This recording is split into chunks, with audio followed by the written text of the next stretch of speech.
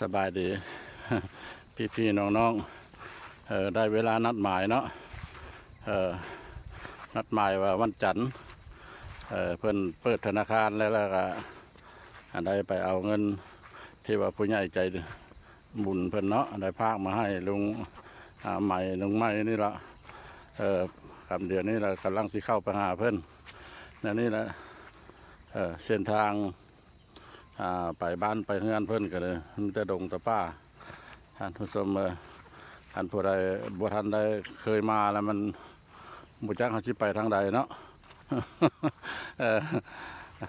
แต่ว่าสิทางนี้ละถนนหนทางเพิ่นอยู่ก็เด้อโอ้คนละพอเลยพอคนเห็นว่าหลังคาขาวๆอยู่พุ่นพอดีหลังคาขาวๆตัวพุ่นละตอนนี้เข้าไปก็ไม่ธรรมดานะท่านผู้ชมเลยประมาณ300-400 เมตรกันแล้วไปตามดงตามป่าแต่ว่าสงสารเพื่อนนั่นแหละเนาะได้ไปมอบเงินมอบคำให้เพื่อนไปเบิ่งพร้อมกันเลยเราสิครบเพื่อนบ่ถ้าบ่ครบก็สิได้นั่นแหละโทรปัดบ่มีโทรศัพท์เพิ่นกันเนาะโทรศัพท์เพิ่นกับบ่ได้มีนะท่านผู้ชมเว้ย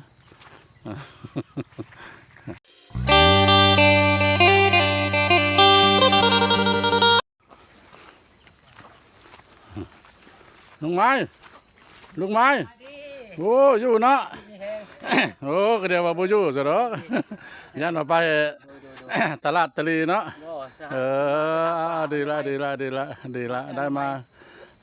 นี่ละมาเยี่ยมมาคอยนี่ละถึงมือนัดมือหมายเด้อสันเนาะจ้าสบายดี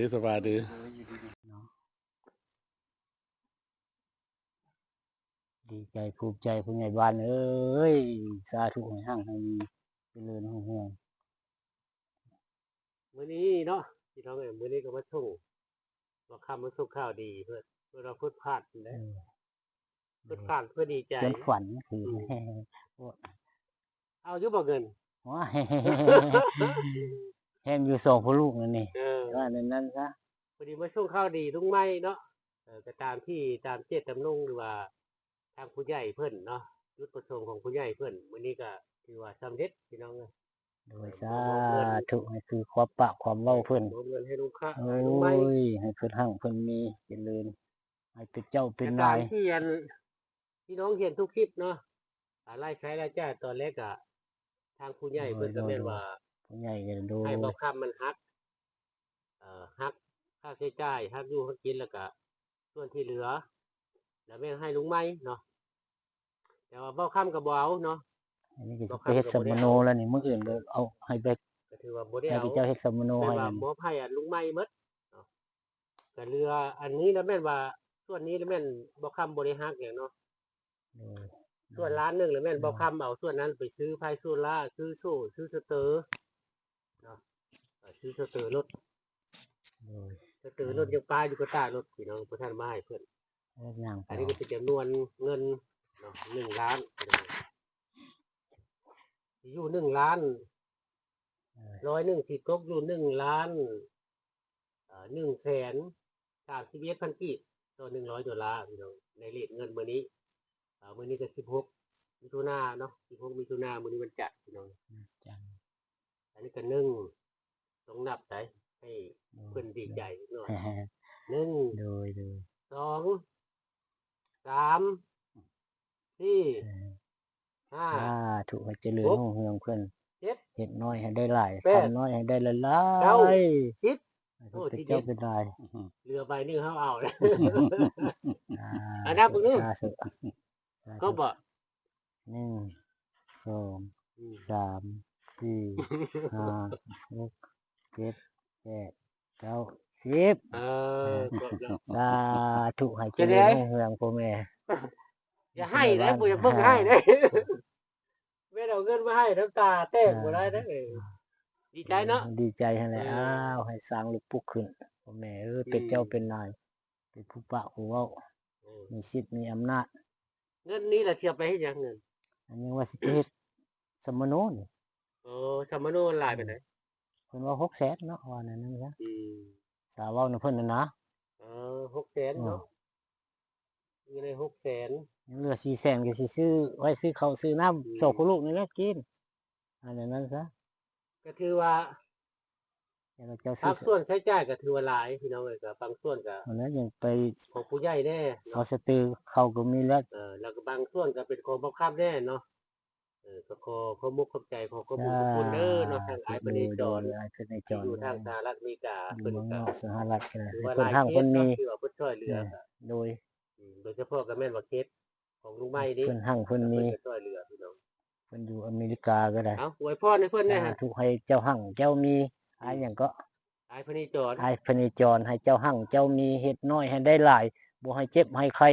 ให้ได้เงินหม่านคำหลายๆเป็นพ่อเป็นแม่เป็นเจ้าเป็นนายมีแต่ผู้ฮักผู้แพงเจ้าไปทางใดมาทางใดก็ได้ เด้ออ้ายอยู่เมืองนอกอะสาธุ น้องผู้ใหญ่กันนะสาธุคือกัน วันนี้เราสิแจ้งตื้มเนาะ โดย แจ้งเจ้าตื้มแล้วก็แจ้งทางพี่ๆน้องๆเนาะ อืม หรือว่าทางพ่อแม่ไอ้น้องทางที่ว่าที่ช่วยเหลือแล้วก็พี่ๆน้องที่ส้มคลิปเนาะ โดยโดยโดยโดย แต่หลายๆคนที่เห็นในคลิปเนาะที่ว่าเบาคำเบาอยู่ตลอดนั่นก็คืออยากซื้อผ้าหรือว่าอยากซ่อมผ้าเฮือนให้ลุงไม้เนาะแต่ว่าอาจสิได้โจ๊กก่อนพี่น้องเอ้ยอาจสิได้โจ๊กซะก่อนเพราะว่าเนื่องจากว่าเบาคำกับเงินส่วนตัวกับบ่มีแล้วเนาะถือว่าเงินหมดแล้วแล้วก็ตอนนี้ก็ยังบ่ทันมีผู้ใหญ่ติดต่อมาหรือว่ายังบ่มีผู้ใหญ่ติดต่อมาให้ความช่วยเหลือเนาะพี่น้องส่วนที่ว่าเงินทางอ้ายเพิ่นได้สอนมาเพิ่นมอบให้ก็ถือว่าหมดพี่น้องใช้จ่ายเนาะซื้อเครื่องซื้อของเมื่อก่อนแล้วก็ซื้อไฟโซล่าเนาะแล้วก็มื้อนี้บ่เข้ามาโซ่สเตอร์มานำแต่ว่าบ่ได้ซื้อกระต้ารถเนาะบ่ได้มาให้พี่น้องเบิ่งเนาะก็ถือว่าโซ่สเตอร์เป็นชุดเนาะที่บ่คำไปช่วยเหลือ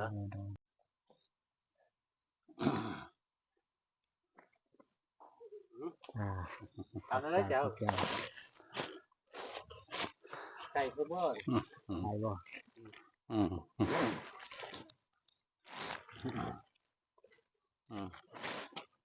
สบายดี พี่ๆน้องๆเนาะทางอ้ายเพิ่นได้จอดเนาะ อาชีพ แต่ว่ามื้อนี้กระทางอันนี้ละเนาะทีมงานพ่อบ้านพะเลาะแล้วก็ได้มามอบเงินนำอันบ่าวขมวนเมืองลาว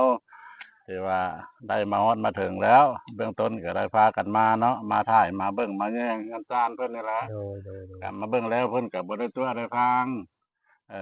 เพิ่นก็ทุกข์อะหรือจนอะหรือจนบ่อนว่าคือทางพ่อบ้านเว้าล่ะเนาะสิไปใส่ก็บ่ได้ ลูกสาวก็15 ปีแล้วเป็นเพศหญิงแล้วปัดย่างบ่ได้เป็นพิการคันสิไปไกลก็พาลูกนะยันอันนี้กลางดงกลางป่าก็ยันโจรผู้ร้ายอ้ายขโมยแล้วเนาะก็จังซั่นเงื่อนไขของเพิ่น สำคัญแล้ว กันซั่นก็เงินคำที่ทางอ้ายสินจรได้ฝากมาก็ถือว่าฮอดมือเพิ่นแล้วเด้อ โอ้ย แล้วเรือ ลาดหนึ่ง ซื้อ ลาด อันนั้นน่ะสต๊อกก็ซื้อนับน้ำหนักบ่รู้จักใบ มันมี10 ใบ ใบรู้จักบ่ใบ ใบ แสน แส บ่ นใบแสน อ อย่าว่าใบ 1 2 3 4 5 6 7 8 9 โอ้ 10 จ้าได้ครับทีนี้ ได้ รอเด้อ ถึงมือถึงตีน แล้วจุดประสงค์ ให้เป็น เงินที่เพิ่นมอบมาให้แล้วเนี่ยก็สิเอาไปใช้จ้างนี่ได เสียไปเฮ็ดสัมมโนบ่อนสำคัญนี่ โดยมื้ออื่นก็เอาไปให้กับเจ้าเลยนี่600,000นี่ว่า โอ้ นั่น ส ซะ มโนครัว เรือพันนี้ก็ไปให้กับเจ้าเฮ็ดข้าวสเตอร์ให้แล้วก็เรือนั้นก็ไว้ซื้อข้าวซื้อน้ำปันลูกนางเปียนี่กินสองพ่อลูก โดย พ่อแม่บ้านเมืองเลย โดย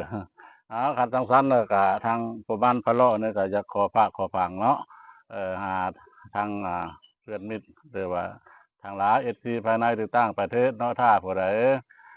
เห็นคลิปผู้บ้านพะเลาะคันว่าคิดว่าโอ้อยากช่วยเหลือเมตตากรุณาก็ติดต่อมาได้ทางช่องผู้บ้านพะเลาะก็ได้หรือว่าทางเห็นคลิปของบ่าวขมวนก็ได้ แต่ว่าเรื่องโจ๊ะนั่นล่ะก็โจ๊ะแต่ว่าคือถ้าเฮาสองคนนี่ล่ะหมดเงินบ่มีเงินมีคำได้แต่ความปากความเว้ามาถ่ายทำเป็นครัวใกล้ให้พี่ๆน้องๆผู้ใหญ่มา อยู่ต่างประเทศเนาะหรือว่าภายใน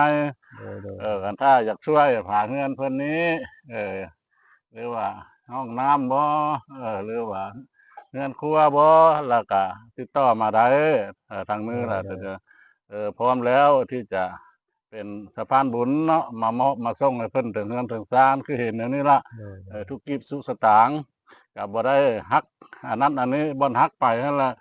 ฮักไปซื้อเครื่องรถเพิ่นเด้อซื้อสเตอร์คือผู้นำกันน่ะเนาะมนต์กา ดอกไผ่เด้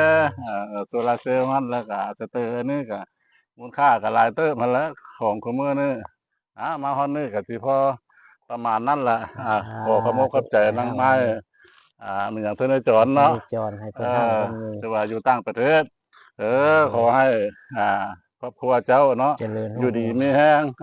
ความเจ็บบ่ได้ความไข้บ่ให้มีเด้อไปทางใดก็บ่ให้ค่ามาทางใดก็บ่ให้คล้องให้ซื้อได้ขายหมานช่วยเหลือคนทุกข์คนยากให้เจ้าร่ำจะรวยทำนั้นแล้วให้รวยขึ้นกว่าเก่าเด้อสบายดี